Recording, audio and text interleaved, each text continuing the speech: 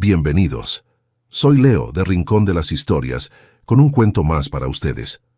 Tras perderlo todo en el divorcio y ser expulsada de casa por su marido, Ana regresó a la vieja casa de su abuela, perdida en medio del campo. Pero al limpiar el polvo de una antigua caja olvidada en el desván, encontró algo que jamás debería haber sido descubierto. Antes de comenzar, escriban en los comentarios desde dónde nos están viendo. Esperamos que disfruten la historia de hoy. La desgracia nunca viene sola.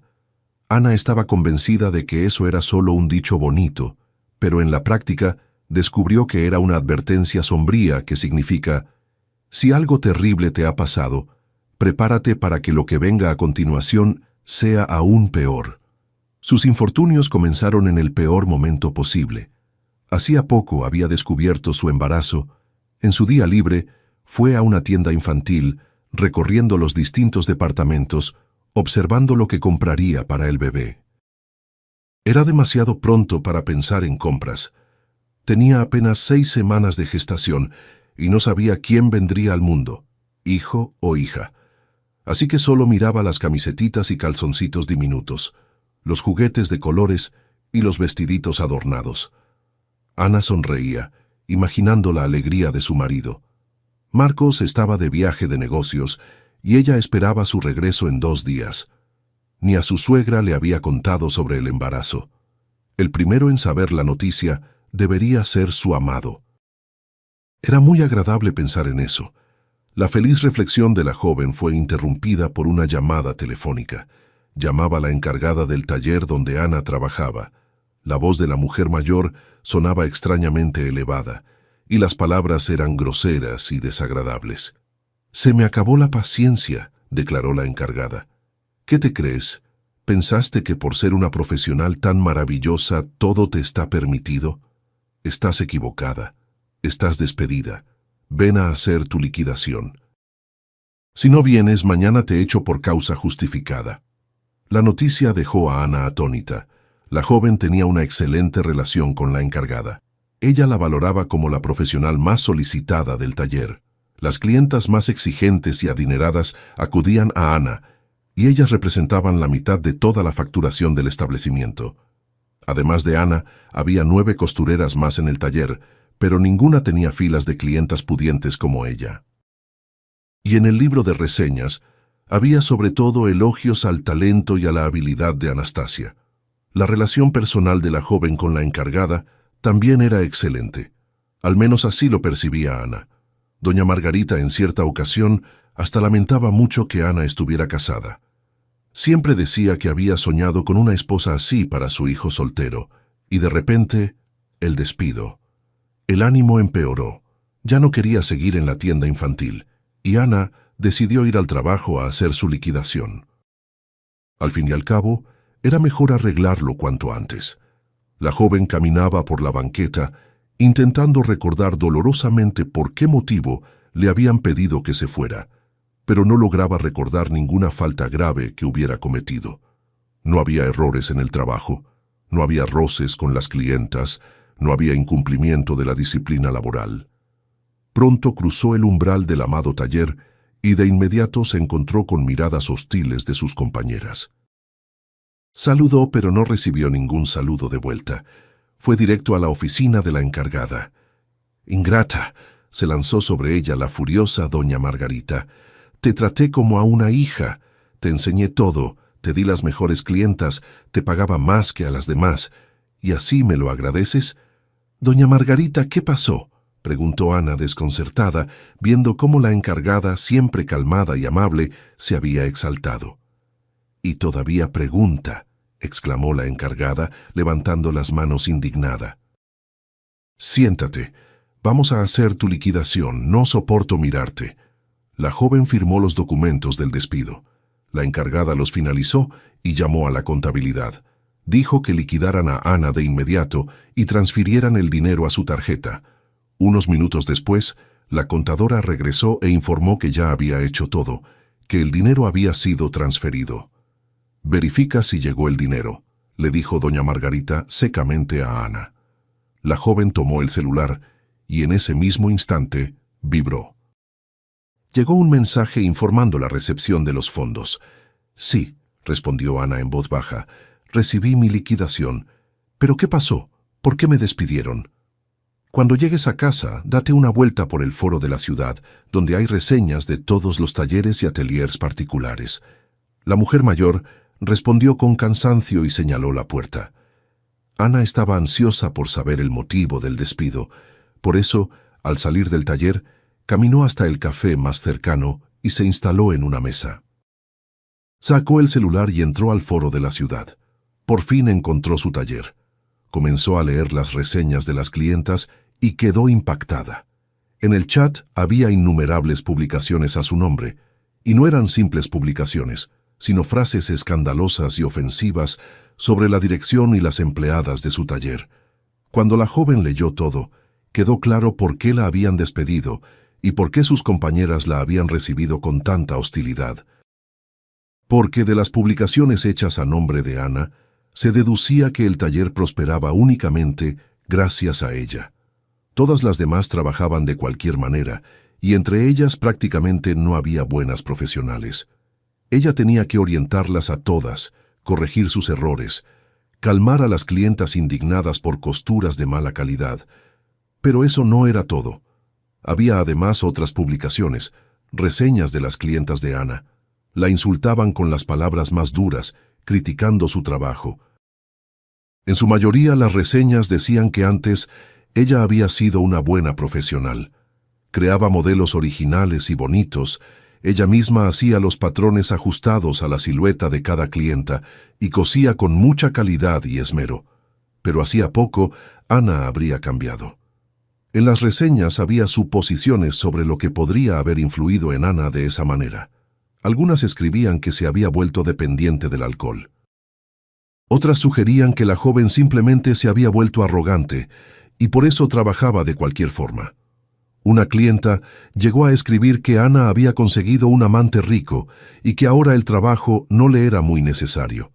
Pero la verdad era que Ana jamás se había registrado en ese foro. Nunca había publicado nada ahí. Y las reseñas negativas sobre ella que Ana leyó habían sido escritas a nombre de personas que no conocía. No eran sus clientas. En un principio, la joven se indignó con el contenido del foro de los últimos días. Quería explicarse con la encargada del taller, con sus compañeras, hablar con las clientas, pero después pensó que todo eso sería muy doloroso y pesado para ella. Además, no sabía cómo recibirían sus compañeras el deseo de limpiar su buen nombre. Por eso, la joven decidió que no aclararía nada con nadie. Lo más importante para ella ahora era mantener la calma, para no perjudicar al bebé. Ana apenas pudo esperar a que llegara Marcos. Él entró a casa con un ramo de flores para ella, pero estaba de alguna forma cansado y distante. La joven decidió que estaba muy agotado. El viaje había durado 9 días, y no era de extrañar que el marido pareciera tan cansado. Decidió que contaría sobre el embarazo y sus problemas al día siguiente, cuando él hubiera descansado y estuviera de buen humor. Y por la noche llegó la suegra. Doña Antonia, con sus 60 años, era una mujer amable y cariñosa, que sabía consolar a quien estuviera mal cerca de ella. Ana se alegró. Quería mucho contarle a su suegra sobre sus problemas en el trabajo y pedirle consejo sobre cómo actuar. Marcos, después de cenar, pidió disculpas y se fue a dormir aunque todavía era temprano, y Ana hasta se alegró de eso. Era una oportunidad para tener una conversación íntima con su querida suegra. Le sirvió a doña Antonia su té favorito con toronjil y se sentó frente a ella, disponiéndose a quejarse del despido injusto, pero la suegra se adelantó. Se levantó, cerró bien la puerta de la cocina y le dijo a Ana en voz baja: «¿Qué estás haciendo? Yo te coloqué en el mejor taller de la ciudad y tú comprometiste a doña Margarita y a todo el equipo de esa manera. No entiendo qué te pasó, pero conocidos en común comentan que conseguiste un amante. Y parece que la noticia ya llegó a Marquitos. Míralo, tiene la cara desencajada». «Para nada, doña Antonia», miró Ana con confianza a su suegra. «No tengo ningún amante y no publiqué ninguna reseña en el foro. Todo eso no lo escribí yo». Pero la mirada de la suegra estaba más fría y distante que nunca. La mujer mayor terminó su té en silencio. Luego se levantó y, sosteniendo la manija de la puerta, se volvió hacia Ana. El hecho es que sobre el amante no me lo dijo una persona, sino 3 de nuestros conocidos, dijo la suegra con voz pesarosa. Creo que mi hijo no necesita una esposa así. Él se fue de viaje de negocios y ella enseguida se fue por las ramas. Marcos va a encontrar a alguien mejor. Gracias a Dios todavía hay muchachas decentes en el mundo. Salió silenciosamente de la cocina y pronto Ana oyó que la puerta principal se cerró de golpe. Estaba muy lastimada por ser sospechosa de actos que no había cometido, pero no lograba entender quién había necesitado todo aquello. Al fin y al cabo, ella no tenía enemigos, no tenía rivales. ¿Quién la estaba comprometiendo y conspirando contra ella con tanta habilidad? Decidió que a la mañana siguiente, cuando Marcos despertara, le contaría todo y juntos pensarían en cómo resolver esa desagradable situación para que todos supieran que Ana no era culpable de nada. La acusación de infidelidad sonaba ridícula. Ana y su marido estaban pagando las mensualidades del departamento de 2 recámaras en el que vivían. Por eso, la joven trabajaba arduamente en el taller durante el día y por la noche hacía trabajos extra en casa, tomando pedidos de clientas que necesitaban algo costurado muy rápidamente, en apenas un día. Por eso generalmente pagaban bien, y Ana nunca rechazaba un ingreso adicional. Gracias a que ganaba bien, habían liquidado el crédito anticipadamente 2 meses atrás, y ahora estaban ahorrando para un carro nuevo para el marido. Y Ana seguía tan ocupada como antes. A veces se quedaba ejecutando un pedido urgente hasta las 2 o 3 de la madrugada. ¡Qué amante! Al fin y al cabo, a las 8 de la mañana tenía que estar en el trabajo en el taller, y ella ni siquiera consideraba la idea de serle infiel. A la mañana siguiente, Ana preparó el desayuno para Marcos y esperaba con impaciencia que despertara. Pero la puerta de la recámara se abrió de repente, y Marcos salió de ahí en traje y con su maletín de cuero, donde guardaba documentos. «Ni escuché cuando te levantaste», dijo Ana con sorpresa, acercándose a su marido. Marcos la miró con una mirada fría y dijo: «No voy a desayunar. Me esperan en el trabajo con el informe del viaje. Hasta luego». Ana sintió como si le hubieran echado agua helada encima. Marcos jamás le había hablado de manera tan fría e indiferente. Ni siquiera preguntó cómo estaba, ni la besó en la mejilla. La joven entendió que Marcos ya sabía algo sobre sus problemas, pero estaba claro que el marido no estaba dispuesto a ayudarla. Ana andaba de un lado a otro en casa, repasando por enésima vez los acontecimientos del día anterior y sin encontrar explicación para ellos. Por fin, pensó que así fácilmente enloquecería. Necesitaba urgentemente ocuparse con algo. Un pedido urgente lo había terminado durante la noche anterior, así que llamó a la clienta y le dijo que el trabajo estaba listo y que el vestido podía recogerse a cualquier hora. La mujer se alegró mucho y dijo que pasaría en unas 2 horas. El corazón de Ana se alivió un poco. Por fin había encontrado a alguien que le hablaba con amabilidad y con una sonrisa. 2 horas después, la joven y bella Carla cruzó el umbral del departamento de Anastasia. Se probó el vestido costurado, quedó muy satisfecha, pagó por el trabajo y dio además la mitad del valor, diciendo que era un bono, porque el vestido había quedado magnífico.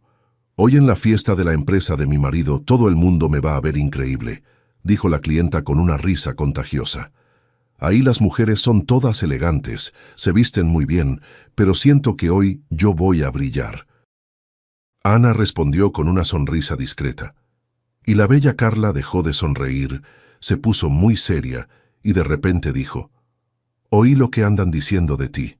Yo misma pasé por algo así. Lloré ríos cuando esparcieron mentiras sobre mí, y después se descubrió que fue una idiota enamorada de mi marido quien esparció los chismes. Estoy segura de que alguien también te está tendiendo trampas. No le creo ni una sola palabra a lo que dicen de ti. Así que ignora a todo el mundo, y si se vuelve insoportable puedes pedirme ayuda. Yo misma no puedo hacer nada, pero mi marido es una persona influyente. Va a pensar en algo para desenmascarar a esa víbora». «Gracias», susurró Ana. Fue tocada en el fondo del alma por la consideración de esa mujer con quien apenas se conocía. Al fin y al cabo, lo que las unía eran solo los pedidos. No eran amigas ni parientas, pero por algún motivo era precisamente esa mujer quien estaba dispuesta a extenderle la mano a Ana. La clienta se fue, y Anastasia sintió que se había aliviado mucho. Había, pues, personas sensatas que no creían las tonterías que alguien insistía en esparcir sobre ella.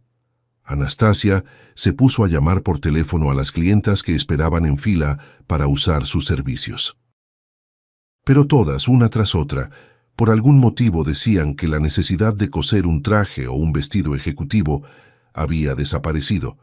Algunas eran breves y frías, otras eran sarcásticas e irónicas, pero para Ana quedó claro que la mayoría de sus clientas estaban al tanto del lodo que había caído sobre ella. Después de llamar a algunas personas, la joven se dio cuenta de que, a partir de ahora, los pedidos serían difíciles de conseguir. Por la noche llegó Marcos. Anastasia se preparó para hablar obligatoriamente con el marido, aunque estuviera muy cansado. Cuando Marcos estaba sentado cenando, ella se acercó por detrás, se inclinó y lo abrazó. Marcos sacudió bruscamente sus brazos y se volvió hacia ella. Dijo con irritación: «¿Crees que lo escondiste muy bien? Sé todo sobre ti y tu querido. Tienes exactamente 3 días para juntar tus cosas e irte de aquí». «Marcos, ¿qué quieres decir con irme?», preguntó Ana en voz baja, impactada por las palabras de su marido. «Este es nuestro departamento en común. Estuvimos casi 8 años pagando el crédito. Yo me quedaba despierta en las noches para liquidarlo cuanto antes». Pero Marcos solo sonrió con arrogancia. «Parece que olvidaste que el crédito lo tramité a mi nombre antes de que nos casáramos. Así que, conforme toda la documentación, el departamento me pertenece solo a mí. En otras circunstancias podría aceptar la división de bienes, pero no ahora. Te conseguiste un amante, pues que él se encargue de tu futuro feliz en el nido de ustedes dos. Arréglenselas entre ustedes y olvídate de mi departamento». Ana apenas recordaba lo que pasó después. Primero intentó convencer a su marido de que no tenía amante y de que no tenía a dónde ir. Después contó de forma confusa y muy breve sobre los problemas que había enfrentado en el trabajo. La joven veía que Marcos apenas la escuchaba, pero no podía parar. Quería comunicarle al hombre que amaba todo aquello que tanto la angustiaba en los últimos 2 días.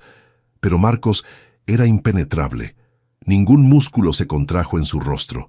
Incluso cuando Ana anunció su embarazo, él solo levantó los ojos hacia ella con asombro y dijo: «¡Qué sorpresa! Pensé que ya me habían contado todo sobre ti, pero ahora veo que se olvidaron de mencionar lo más importante». Miró a su esposa con desprecio. Luego se relajó. «Ana, en este caso no tienes absolutamente nada de qué preocuparte», declaró alegremente. «¿Sabes lo que eso significa? No es simplemente un amante, es tu destino.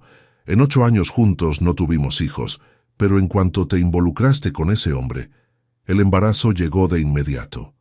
Así que no te preocupes, los ricos no abandonan a sus hijos. Aunque no se case contigo, te dará dinero. No vas a pasar hambre». Anastasia hizo todo lo posible para convencer a su marido de que era hijo de él.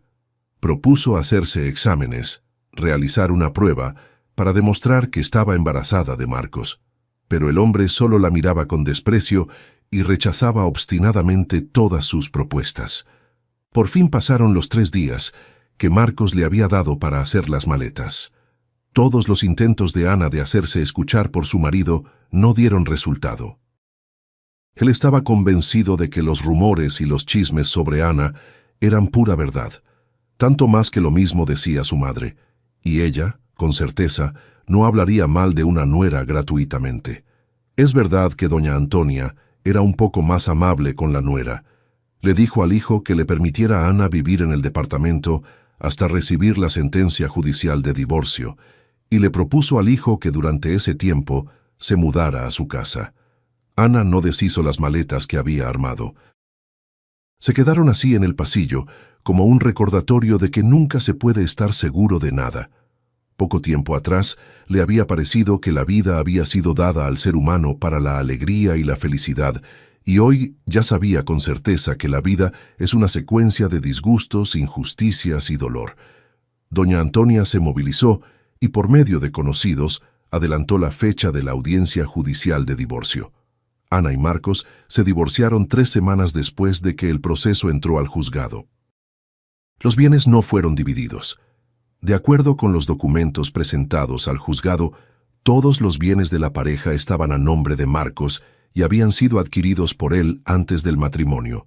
Los tímidos intentos del abogado de Ana de probar que el crédito había sido liquidado en más de la mitad con el dinero ganado por Anastasia no fueron aceptados por el juzgado, porque Ana simplemente le entregaba su salario al marido y él liquidaba el crédito supuestamente con recursos propios. Cuando la aturdida Ana salía de la sala de audiencias tras la lectura de la sentencia, Marcos la esperaba satisfecho a la salida. Le dio una palmadita amigable en el hombro a la joven y dijo: «No te preocupes, si tu amante no te ayuda, tienes una casa en el pueblo. La gente vive bien en el campo y para ti, en mi opinión, es el lugar más adecuado». Ana salió del juzgado vacía. Había que hacer algo. Marcos le había dado 3 días más para juntar definitivamente sus cosas y desocupar el departamento. Ana decidió encontrar rápidamente un lugar en algún taller de la ciudad. No le tenía miedo al trabajo y estaba segura de que pronto podría volver al nivel anterior y empezaría a ganar bien. Pero descubrió que su reputación ya se había esparcido por todos los talleres. La rechazaron en todos los lugares donde se presentó. No había dónde vivir ni dinero. En su cuenta bancaria personal había una cantidad que alcanzaría para 3 meses de renta en la capital. ¿Y después? Ese dinero estaba disminuyendo rápidamente, y la joven se dio cuenta de que no le quedaba otra alternativa más que irse al interior. Allá, al menos, había una casa. Era necesario ponerla en orden antes del nacimiento del bebé y buscar algún ingreso. Ana acomodó sus pertenencias por última vez, tomó lo estrictamente necesario y cerró para siempre la puerta del departamento de su marido. A partir de ese momento, solo podría contar consigo misma. Ana tomó su lugar junto a la ventana y se volvió de sus compañeros de compartimento. No quería hablar con nadie. Por 100ª vez intentaba entender por qué su vida había cambiado tan radicalmente de un momento a otro, qué había salido mal, dónde había cometido un error, por qué en el momento difícil no había nadie en quien apoyarse. Las preguntas eran muchas, y no había ninguna respuesta. Cuanto más pensaba, más se convencía de que, al parecer, su destino era así, infeliz. Vinieron nítidamente a su memoria las palabras de la abuela. Ella le repetía frecuentemente a Anita que las mujeres de su linaje nacían muy bonitas, pero infelices. La abuela le acariciaba el cabello a Ana. Sus manos arrugadas deslizaban por el cabello liso y brillante de la niña, que relucía como oro, y la abuela con lágrimas en los ojos profetizaba: «Temo que tú también, Anita, no puedas ser feliz. Hay mucha maldad y envidia en el mundo, y tú te pareces mucho a tu mamá, igualmente bonita, buena, sumisa, confiada. Las personas malas van a destruirte, no van a tenerte compasión, pero no le desees el mal a nadie y no culpes a nadie de nada. Nuestro destino es ese. Aguanta firme, mi niñita, sé fuerte y jamás pienses en repetir lo que hizo tu mamá». Ana siempre recordaba a su abuela con gran cariño. Era su ser más querido en el mundo. Ana recordaba bien las terribles historias de la abuela sobre su mamá. La viejita le repetía frecuentemente a su nieta que cuando llevó a su hija María a la capital, rezó para que todo le saliera bien. Al principio parecía que las oraciones de la viejita habían sido atendidas. María consiguió empleo en una clínica veterinaria particular donde le pagaban un buen salario, rentó un cuartito en una casa de huéspedes y después conoció a un muchacho que decía ser técnico en computadoras. Se enamoró de él de forma irreversible y él también se enamoró. Le hizo una propuesta. y cuando María fue a conocer a los padres de él, descubrió que el muchacho no era técnico en computadoras, sino hijo de padres muy ricos. La historia de las computadoras había sido inventada. Estaba buscando una novia desinteresada, que lo amara por él mismo, y no por su herencia, pues era hijo único de una familia de empresarios. En el encuentro, María quedó muy desconcertada.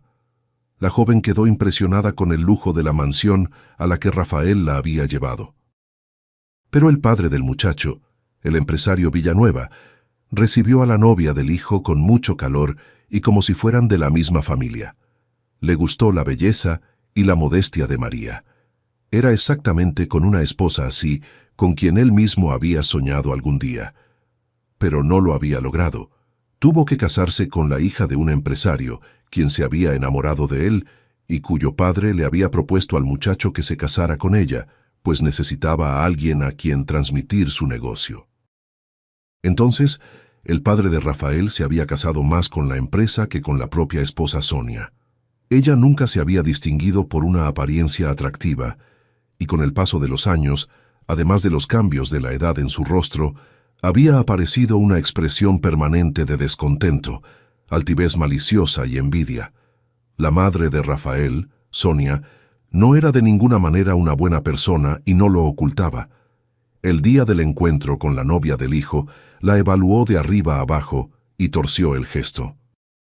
Sonia era una dama muy bien cuidada. Era visible que no salía de los salones de belleza. Su ropa era muy cara. Era imposible desviar la mirada de las joyas increíblemente hermosas que usaba. Sin embargo, María parecía mucho más imponente a su lado. Una cabellera de cabello dorado, labios rojos y carnosos, y una chispa alegre en los ojos castaños radiantes. Sonia no podía permitir que una belleza tan marcada apareciera en su familia. La señora entendía que siempre quedaría en desventaja frente a la nuera, y cuando María fuera vestida como correspondía a su estatus, nadie más miraría a la dueña de la casa. Sonia no pudo anunciarle al hijo amado de inmediato que la novia no le había agradado. Fingió que aceptaba la elección de Rafael e incluso planeó ir de compras con la novia. Al saber que los padres de Rafael habían dado luz verde para la boda, María se relajó y comenzó a permitir que el novio a veces se quedara a dormir en su cuarto en la casa de huéspedes. El día de la boda se acercaba e imperceptiblemente también se acercaba la fecha del parto. María estaba embarazada y ella y Rafael esperaban con ansias la llegada del primer hijo. Rafael soñaba con que naciera una niña parecida a María, y la futura mamá quería mucho un niño parecido al amado Rafael. Cuando faltaban 2 semanas para la boda, la pareja decidió contarle a Sonia sobre el embarazo. Ella recibió la noticia con hostilidad, declarando que en las buenas familias no se hacía así. Los hijos debían venir al mundo no antes de 9 meses después del matrimonio. Tras la revelación del embarazo, la futura suegra ya no ocultaba la hostilidad hacia María. La reprendía por cualquier motivo. Ora el ojo de María estaba mal maquillado, ora la blusa era demasiado llamativa, o la risa demasiado fuerte. Sonia siempre encontraba algo que criticar, pero el propio empresario Villanueva y el novio de la muchacha intentaban calmar a María de la mejor manera posible. El padre de Rafael decía que ya había preparado una casa para los jóvenes y en cuanto se casaran, se mudarían de inmediato a su hogar propio. Allá, Sonia no los molestaría. Una semana antes de la boda, la empleada doméstica de la familia Villanueva se presentó en la casa de huéspedes de María. Traía una bolsa grande.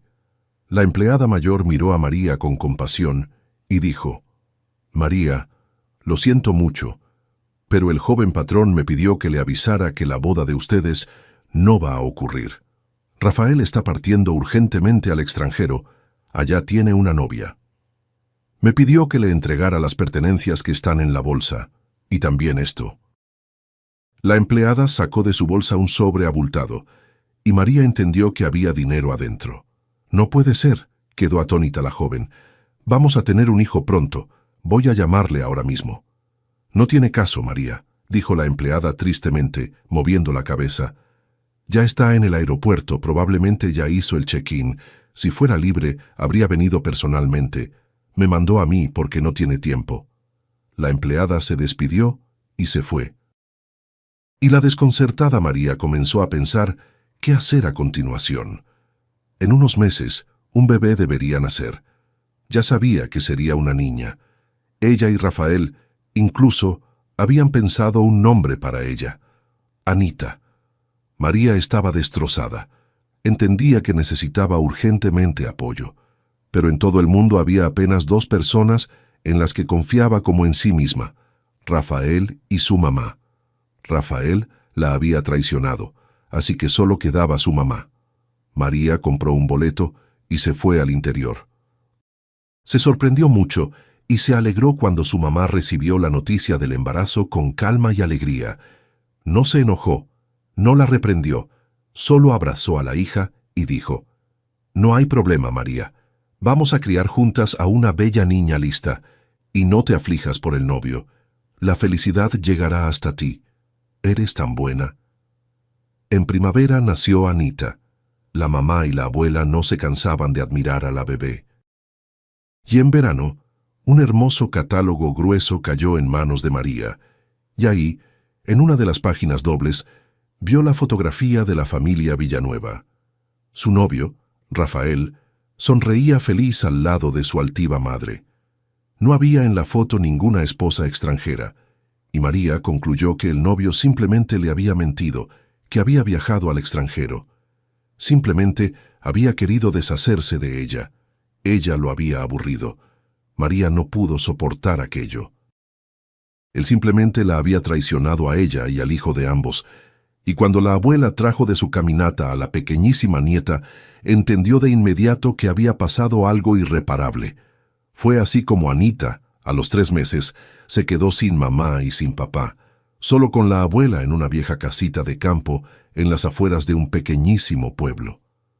Cuando Ana cumplió 15 años, escuchó por primera vez de su abuela que sufriría toda la vida.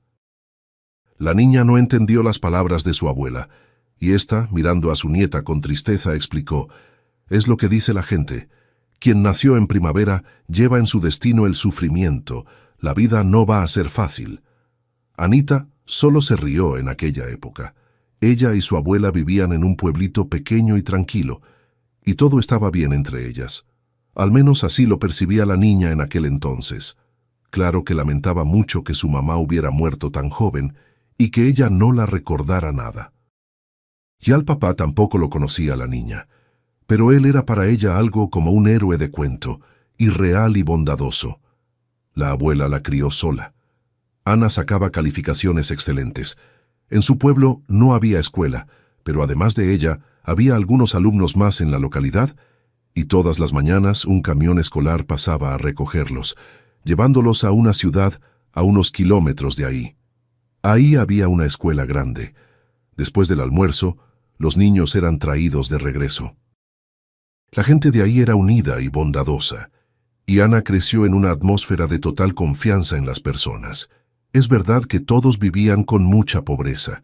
Los adultos iban a trabajar a la ciudad vecina, y Ana y su abuela vivían con 2 pensiones, y con lo que lograban vender de la huerta a los visitantes, que a veces pasaban por el pueblo en busca de productos frescos. Tras el bachillerato, Ana se tituló como costurera y modelista en el interior y se fue a la capital. La abuela insistió, diciendo que por ahí cerca Anita no encontraría buen trabajo. Allá Ana conoció a Marcos, se casó con él, quedó embarazada y estaba segura de que la vida estaba mejorando y que adelante solo había felicidad. Pero no, eran sueños vacíos. Ana comprendía con amargura que estaba repitiendo el destino de su mamá. Ella también se había visto no querida por nadie, traicionada. Sin embargo, Anastasia estaba segura de que ella no actuaría como lo había hecho su pobre mamá. No abandonaría a su bebé a su suerte. Haría todo para que su hijito fuera feliz, tanto más que estaba completamente sola para su hijo. Al fin y al cabo, su querida abuela había muerto 8 años atrás, y era a aquella vieja casita, donde un día ella y su abuelita habían vivido, a donde Ana iba en tren ahora. Las ruedas del tren, que llevaban a Ana cada vez más lejos de la capital, sonaban indiferentes. Nadie en todo el mundo se preocupaba por la infeliz embarazada que había decidido vivir a pesar de todo, y que incluso se atrevía a soñar con la felicidad para su hijo. Sin embargo, vislumbrar algo definido en el futuro no lo conseguía de ninguna manera. Ana había estado muchos años lejos del interior. Desde entonces, el pueblito había quedado aún más pequeño. Ahora vivían ahí solo personas mayores. Sí, en verano a veces venían a descansar los dueños de las casas abandonadas. Ana no estaba para nada asustada con eso. Ya había encontrado un trabajo remoto. La remuneración no era muy generosa, pero para Ana era suficiente para vivir, tanto más que sus pretensiones eran muy modestas. En cuanto Ana llegó a la casa, acomodó los cuartos. La fecha del parto se acercaba y la joven se encargó de que, al regresar de la clínica, tuviera todo lo necesario. Es verdad que no había logrado poner completamente en orden la casa y el patio. El frío había llegado, y con una panza grande tampoco se trabajaba mucho. Decidió tener al hijo y después hacer lo que pudiera. En otoño nació un bebé grande y de llanto fuerte. A pesar de su tamaño, el parto fue tranquilo, y ya al tercer día Ana recibió el alta para irse a casa. Al hijo lo llamó Rafael, en honor al padre que nunca había conocido. El bebé crecía muy tranquilo y saludable, no le daba ningún trabajo a la mamá, y Anastasia estaba muy contenta con eso. Podía pasar mucho tiempo en la computadora, lograba ahorrar algo con cada pago. Planeaba en verano reponer el guardarropa del bebé, pues crecía tan rápidamente. Cuando en el patio se había derretido toda la helada, comenzó a juntar la basura acumulada a lo largo de años en montones. Había que limpiar la tierra para la siembra de primavera.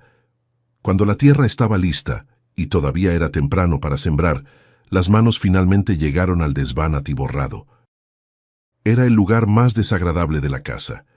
En el desván había montones de viejos objetos inútiles, muebles semidestruidos, palanganas y cubetas abolladas, algo de ropa y almohadas.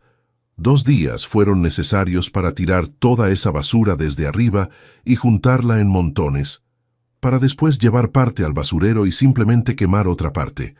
Por fin, a Ana solo le quedaba liberar los rincones del desván. Ahí había atados de libros y periódicos viejos, algunas cajas, baúles rotos. Y de repente, entre esas cajas, Ana se topó con una gran caja tallada muy resistente y bonita. Ese objeto claramente se destacaba en medio de los viejos y baratos cachivaches. No solo era bonita, sino también muy cara.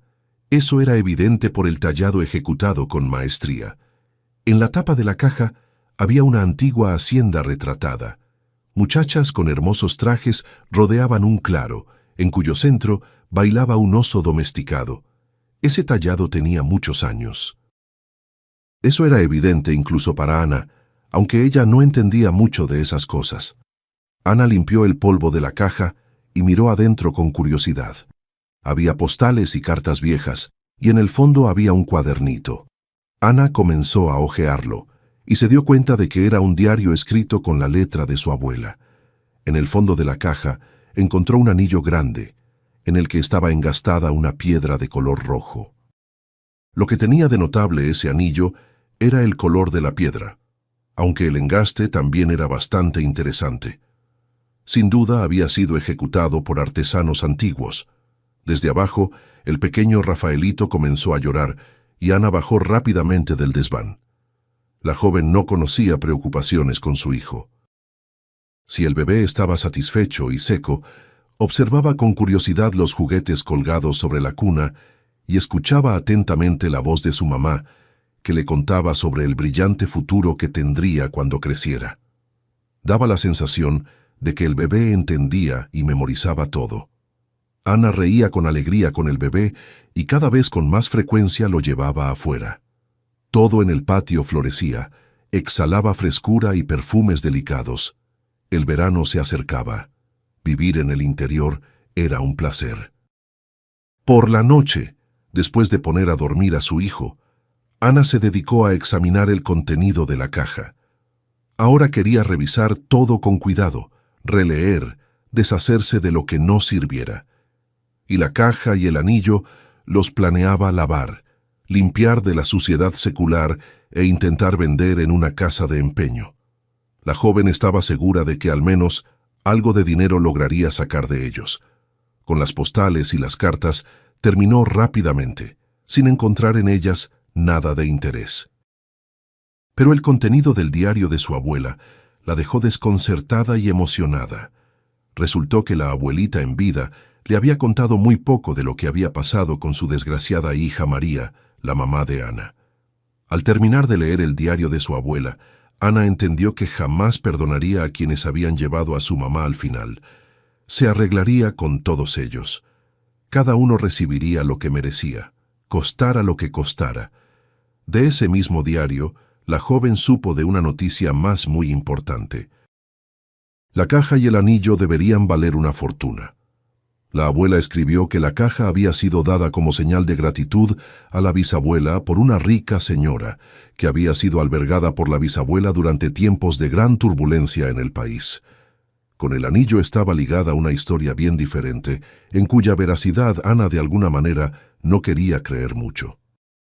En el diario de la abuelita estaba escrito que esa joya aparentemente sencilla había sido regalada a María por su novio Rafael, quien había dicho que ese viejo anillito en su familia se pasaba a la esposa del hijo mayor de la familia. Pero el valor de la caja y del anillo eran muy bienvenidos. El dinero sería muy útil para que Ana llevara el plan hasta el final. No pretendía hacerle daño a nadie ni castigar de forma cruel. Simplemente quería mirar a los ojos a todos aquellos que habían destruido a su mamá y decirles que eran unos completos, y evidentemente pretendía descubrir todos los detalles de cómo había ocurrido todo aquello. Pasaron algunos meses más. Cierta noche, Ana contó todo el dinero que tenía en la cartera, en la tarjeta, más lo que había recibido por el empeño de la caja entregada a la casa de empeños del pueblo, y concluyó que ya podía ir al estado donde vivía la familia Villanueva. Se preparó para buscar a las personas que consideraba responsables de la muerte de su mamá. La lista había sido trazada con bastante precisión. La suegra fracasada Sonia, su hijo irresponsable Rafael, que era el papá de Ana, la mentirosa empleada doméstica que había llevado la bolsa y el dinero a su mamá, y algunas personas más mencionadas por la abuela de Ana en el viejo diario. El tiempo pasado en el interior fue más que suficiente para que la joven pensara en todos los detalles y no dejara escapar nada. Por eso, apenas llegando a la ciudad deseada, la joven rentó un departamento de un cuarto, encontró una niñera que se quedaría con el niño mientras ella no estuviera en casa y comenzó a ejecutar el plan. La familia Villanueva seguía viviendo en la misma mansión en la que la mamá de Ana, María, había conocido a los padres de su novio en otros tiempos. Para ser más precisos, aquí vivían solo la pareja Villanueva, el papá Juan y la mamá Sonia.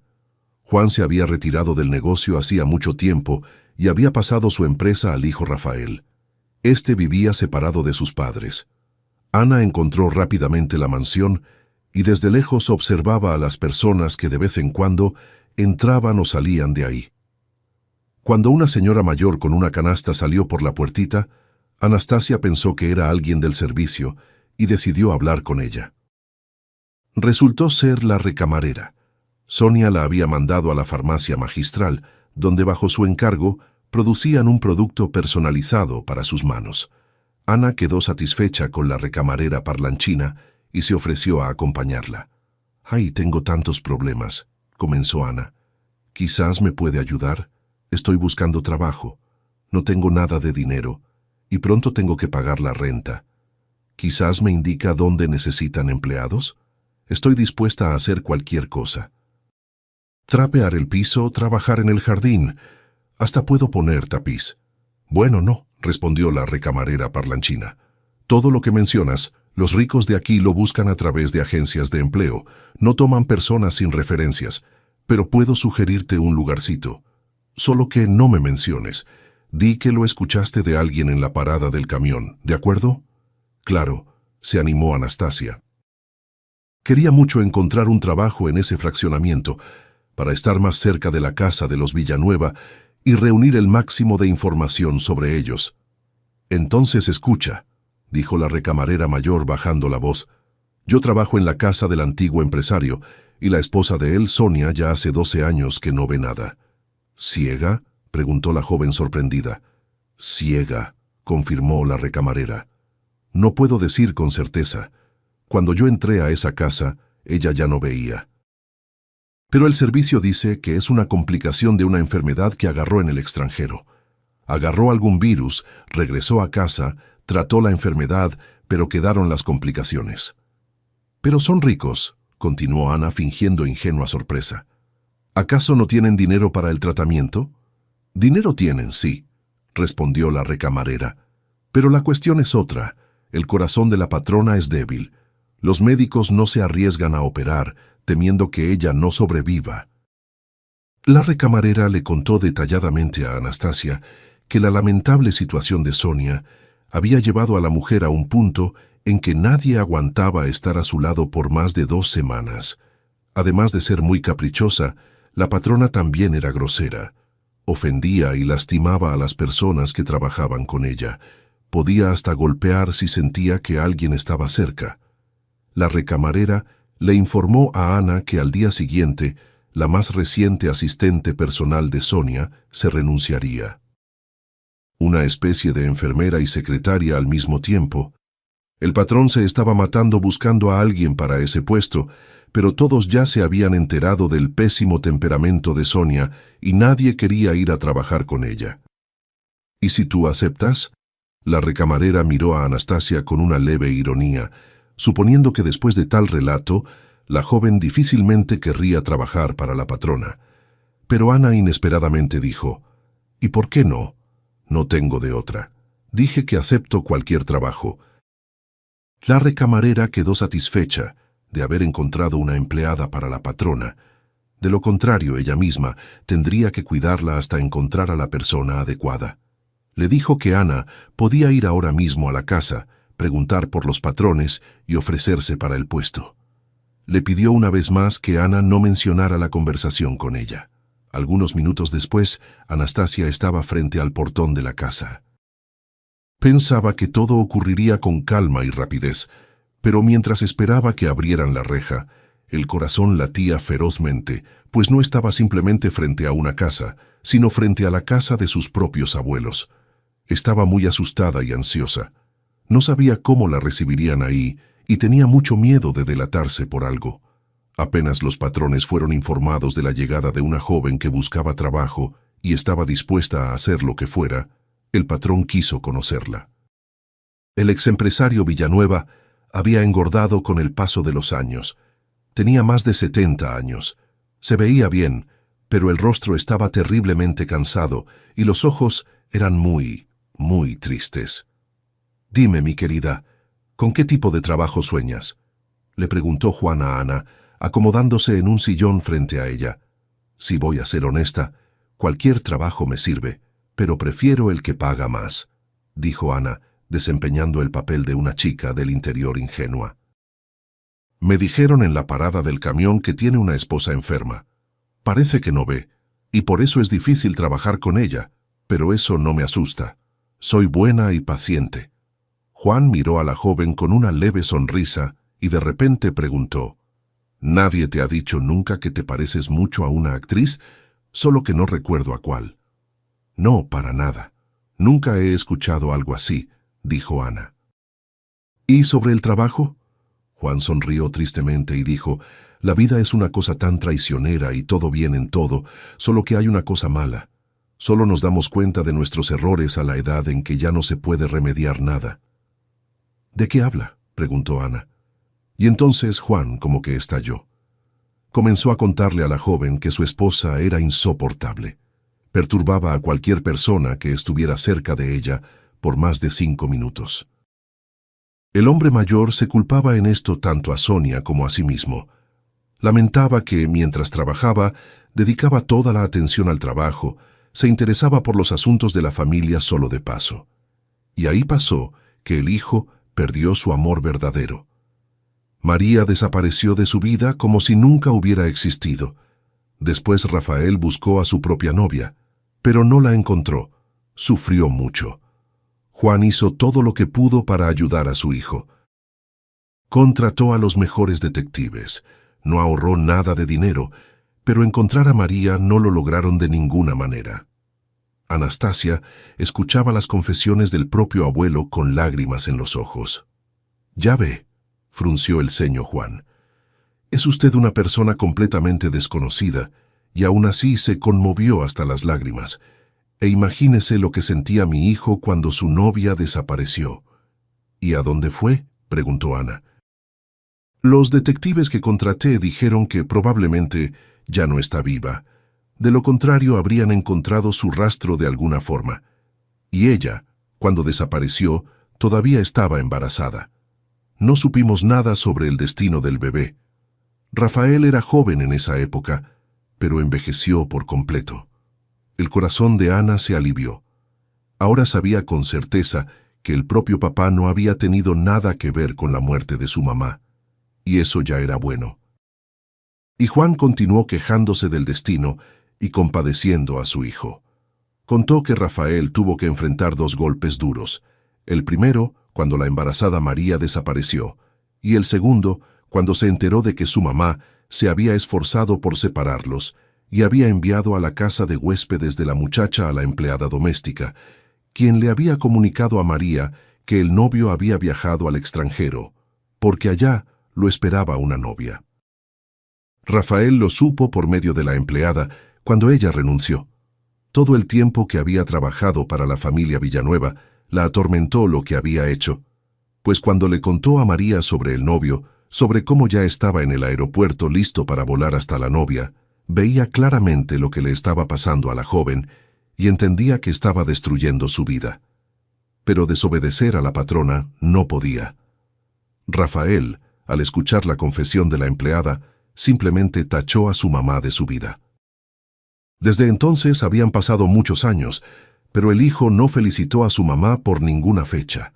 No le llamó ni una sola vez y tampoco contestaba el teléfono cuando ella llamaba. Su mamá simplemente había muerto para él. Una historia triste, se condolió Ana con Juan. Pero me parece que su hijo actuó duramente con su mamá, aunque ella lo había merecido. Juan miró seriamente a la joven y dijo: «Y yo también tengo culpa. María era maravillosa, pero yo veía que no le agradaba a Sonia. Debí haberla protegido, pero no hice nada. Pensé que después de la boda los jóvenes vivirían en su propia casa, y mi Sonia simplemente no llegaría hasta ellos, no iría a arruinarles la vida. Mira cómo resultó». «Usted no tiene culpa», apoyó la joven con fervor. No sabía de lo que era capaz su esposa. «No lo sabía», confirmó el hombre. «Pero el sentimiento de culpa hacia María y hacia mi hijo me oprime». Ana quedó satisfecha una vez más. Al fin y al cabo, su abuelo era una persona perfectamente normal. No le había deseado el mal a su mamá. Al contrario, había intentado ayudar como pudo. Había comprado una casa separada para que la suegra no interfiriera en la vida de los jóvenes. No era poco. «¿Entonces no la asusté con los relatos sobre mi esposa?», preguntó Juan. «Si no la asusté, vamos a presentarnos». Algunos minutos después, entraron al cuarto grande, luminoso y muy acogedor de Sonia. La mujer oyó los pasos y se puso tensa. «Juan, ¿a quién trajiste?». Ana escuchó por primera vez la voz incisiva y caprichosa de su propia abuela. «No invité a nadie».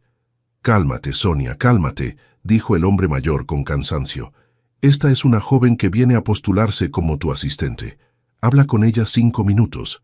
Si decides contratarla, empieza mañana». «¿Cuántos años tienes?», preguntó Sonia con disgusto, mirando al vacío. 30, respondió Ana. «Mi nieta debe tener una edad parecida», dijo Sonia con voz abatida. «¿Y cómo te llamas?». «Ana», respondió la joven. «Qué coincidencia», dijo la mujer ciega. «Mi nieta también se llamaría Anita, solo que no sé si ella nació». Sonia se hundió en los recuerdos, pero eran recuerdos confusos, borrados a medias de la memoria. Hablaba de forma incoherente, captando del pasado fragmentos de recuerdos sin ninguna conexión entre sí. Pero todos giraban alrededor de María y Rafael, los padres de Ana. La joven miraba a su propia abuela sin sentir ninguna compasión por ella. Podría decirle ahora mismo todo lo que pensaba de ella. ¿O no? Ana quería encontrar las palabras más crueles, más acusadoras y más dolorosas para aquella mujer. Sonia por fin se calló y tras una corta pausa aceptó tomar a Ana como asistente. Juan llevó a la joven para contarle sobre las necesidades de su esposa y acordar las condiciones de trabajo. Al saber que Ana estaba rentando un departamento, Juan propuso un cuartito en la casita de huéspedes situada en el terreno alrededor de la mansión. Todo el servicio que trabajaba en la casa de la pareja mayor vivía ahí. Cuando Ana dijo que tenía un hijo pequeño y que durante el día una niñera se quedaba con él, Juan permitió que se instalara junto con el bebé y prometió que dejarían entrar a la niñera mientras Ana trabajara con la patrona. Al día siguiente, Anastasia comenzó a trabajar. Se adaptó rápidamente a la nueva casa y a las nuevas obligaciones. La recamarera que le había contado a la joven sobre el puesto corría hasta Ana para saber si la patrona la molestaba con sus caprichos. Pero Ana no tenía nada de qué quejarse. La patrona era simplemente de oro. Sonia no la reprendía por errores o retrasos, cuando en la cocina el cocinero poco ágil no lograba preparar algo a tiempo conforme al pedido personalizado de la patrona. Un mes había pasado desde que Ana comenzó a trabajar para Sonia. Por las noches se dedicaba a su hijo y de día maduraba sus planes y preparaba frases severas que harían que la malvada abuela recordara lo que había hecho y se arrepintiera hasta el fin de su vida de su crueldad e injusticia. En las 2 semanas anteriores, Sonia incluso había comenzado a hablar más bajo y con más moderación. Pronto todo el servicio de la casa lo notó. Esos cambios en el comportamiento de la mujer fueron notados por todos, incluso por Juan. Cierta tarde, cuando Ana estaba preparando a Sonia para la cena, el hombre entró al cuarto y le preguntó a su esposa: «Sonia, ¿qué opinas de la nueva asistente? ¿Te quedas con ella o busco a alguien diferente? Ya lleva más de un mes contigo. ¿No te cansaste?». Le guiñó el ojo a Anastasia. «No es necesario buscar a nadie», respondió la mujer ciega. Se quedó un momento en silencio, como si prestara atención a algo, y de repente sorprendió a su marido. «Juan, por fin me decidí por la operación. Quiero que se haga cuanto antes». Juan comenzó a oponerse enérgicamente. Dijo que la operación debía haberse hecho 10 años atrás, cuando el organismo estaba más fuerte, pero en los últimos años el corazón de la mujer se había debilitado mucho. Ahora hablar de operación estaba fuera de toda lógica. Los médicos contraindicaban categóricamente la intervención quirúrgica, temiendo un desenlace desfavorable. «No discutas, Juan», interrumpió decidida la mujer mayor a su marido. «Ya me decidí definitivamente. Mañana mismo vas a hablar con los médicos para que fijen la fecha de la operación. Voy a firmar cualquier documento de que la responsabilidad de todo es solo mía». Juan quedó pasmado con la decisión de su esposa, pues ella ya se había acostumbrado a manejarse sin la vista y había dicho varias veces que eso no le molestaba. El ser humano se adapta a todo. ¿De dónde había venido de repente ese deseo? Pero Sonia no quería explicarle nada a nadie. Pasó una semana más, y Sonia comenzó a ser preparada para la operación. Los médicos prometían devolverle al menos el 60% de la visión. Es decir, con lentes podría ver muy bien, pero solo si lograba salir de la anestesia y si el corazón no cedía. Sonia estaba segura de que la operación sería exitosa. Hablaba con tanta determinación sobre eso que hasta los médicos dudosos comenzaron a creer en un desenlace favorable. Juan, en cambio, de ninguna manera lograba entender el deseo de su esposa. Una semana antes de la operación, Sonia fue internada para que al menos prepararan un poco su corazón para la carga operatoria que vendría. Juan le pagó las vacaciones a Ana durante la ausencia de su esposa y le pidió que no se fuera a ningún lado, pues, tras la operación, su esposa quería tener solo a Ana cerca. A la joven incluso le doblaron el salario, solo para que no se sintiera tentada por un trabajo mejor remunerado o más tranquilo fuera de su mansión. Ana no se opuso. En la casa de sus propios abuelo y abuela ganaba bien, y el dinero sería muy útil tras el regreso al interior. Una cosa no había logrado hasta entonces la joven. Aún no había visto a su propio papá. Rafael seguía enojado con su mamá, no había perdonado el acto de ella con María y no aparecía en la casa de sus padres. Incluso cuando Juan llamó al hijo y le pidió que viniera, porque su mamá pretendía operarse y podría no sobrevivir, Rafael se negó a visitar a la mujer mayor. Le dijo una vez más a su papá que no tenía mamá, pues una mamá que había actuado como Sonia lo había hecho con su hijo y con su novia embarazada, jamás habría actuado así. Anastasia de ninguna manera lograba encontrar la dirección de su papá, para al menos de lejos verlo. Hoy era el día de la operación. Una hora antes de ella, Juan y Ana fueron al cuarto de Sonia. Conversaron sobre trivialidades, después de lo cual la ciega le pidió a Anastasia que saliera del cuarto. Sola con su marido le preguntó en tono enigmático: «Juan, ¿sabes que cuando la persona no tiene visión, todos los demás sentidos se agudizan? El olfato, el oído, las sensaciones táctiles». «Claro», coincidió el hombre mayor. «Eso debe ocurrir, sí».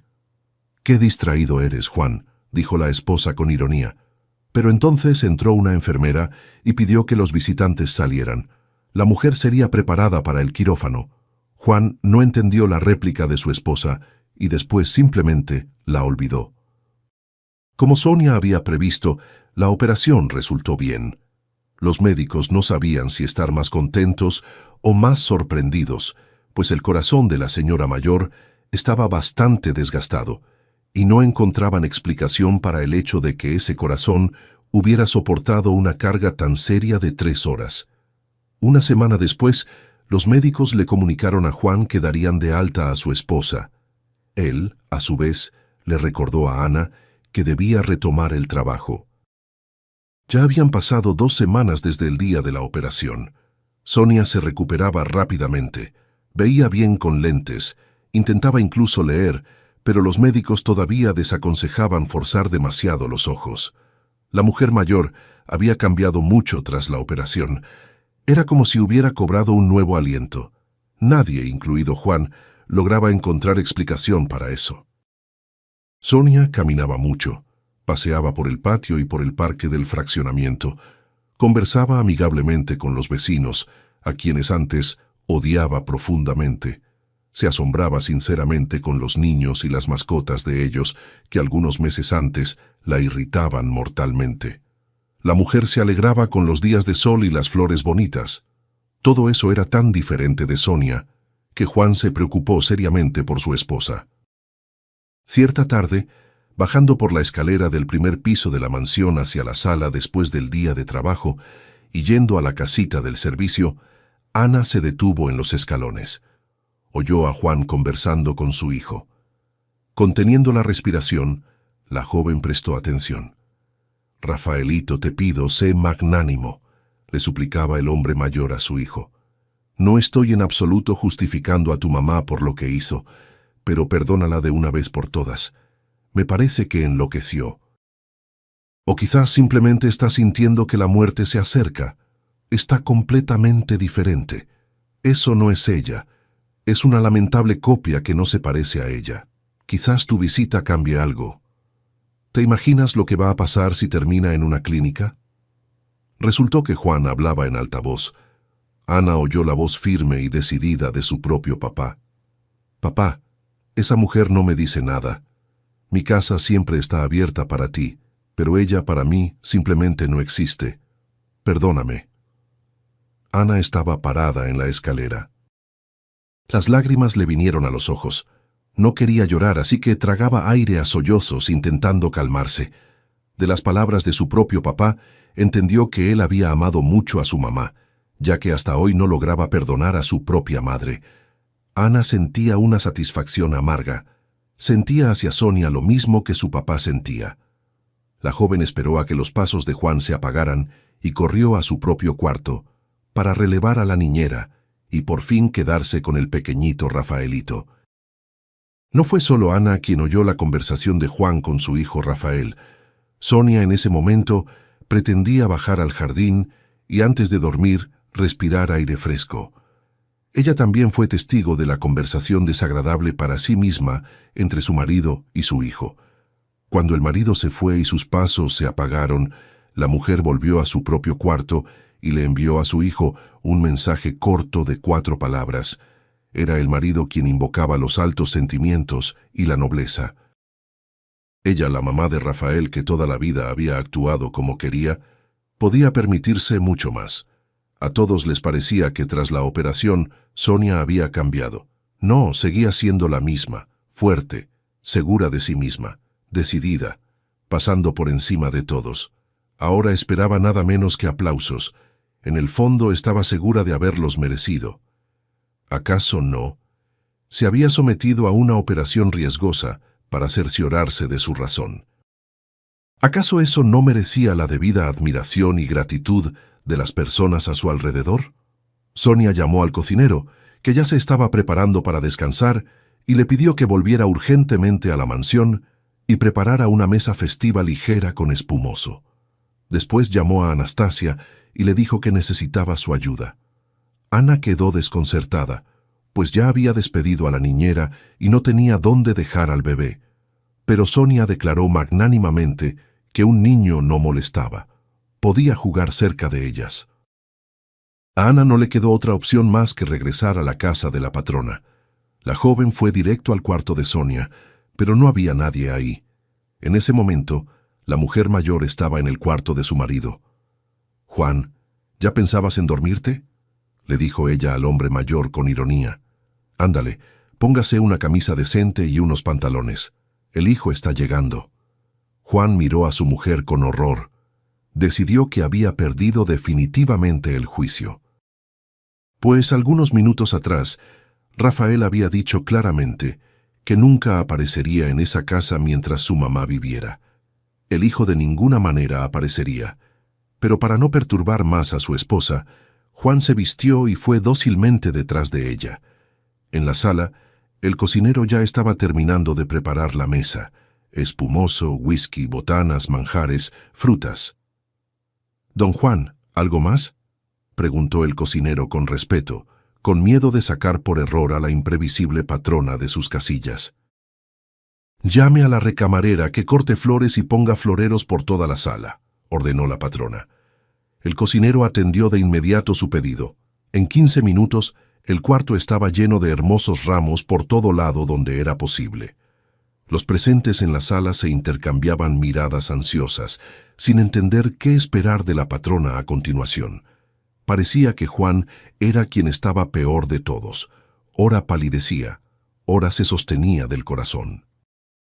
Ese día, su esposa estaba de una forma especialmente diferente de sí misma. En la escalera que llevaba del primer piso de la mansión a la sala, resonaron pasos. Al cuarto entró el hijo de la pareja mayor, Rafael.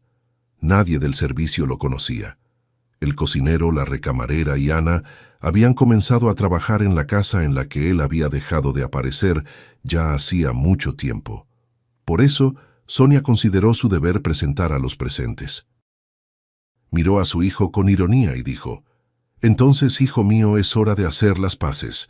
Conozcan a nuestro cocinero Pedro, a nuestra recamarera Gloria, a mi asistente Ana». Cuando ella presentó a Ana y Rafael la miró, a todos les pareció que el hombre apenas se sostenía en pie. «Ana», repitió el visitante, «¿y cuál es tu apellido?». «Olivares», dijo la joven, el apellido que nunca había cambiado tras el divorcio. En ese mismo instante, Ana entendió que tenía frente a sí a su propio papá. Lo reconoció por la emoción que el hombre sentía al mirarla, pues todos los que habían conocido a la mamá de Ana decían que Ana era la viva imagen de su mamá. «¿Y cuál es el apellido de tu mamá?», tuvo la perspicacia de preguntar Rafael. «¿Mendoza?», respondió Ana. Rafael cayó exhausto en una silla. Solo entonces Juan comenzó a entender lo que ocurría ante sus ojos. Se dio cuenta de que Ana, la propia nieta, hija de la desaparecida María, él también se puso mal. Y solo Sonia sonreía con orgullo y brillaba con una sonrisa feliz. Al fin y al cabo, hacía poco le había enviado a su hijo un mensaje en el que escribió: «Encontré a tu hija». Y no en balde le había preguntado a su marido si sabía que en los ciegos se agudizan el oído. Antes de la operación había captado claramente en la voz de Ana las mismas notas que había en la voz de la novia del hijo María, pero todavía tenía miedo de equivocarse y quería ver para estar segura de que en su casa había aparecido la hija de María y Rafael. La recamarera corrió a buscar los medicamentos para el corazón y pronto el olor del medicamento se fue esparciendo por el cuarto. Con eso todos se calmaron un poco. Rafael miraba a su propia hija con entusiasmo. La reconocería hasta en medio de una multitud. Era como 2 gotas de agua, igualita a la amada María. ¿Y mamá?, preguntó él, tomando a Ana entre sus brazos. «Mamá ya no está», respondió la joven tristemente, volteándose de Sonia. A Ana le parecía que esa persona estaba ahí de más. Quería mucho conversar con su papá, quedarse a solas con él. No la molestaban ni Juan, ni el cocinero, ni la recamarera. Pero ver a Sonia ahí no quería, no podía hablar de su mamá en su presencia. Y Rafael lo entendió. Abrazó a su hija y dijo: «Vámonos a casa».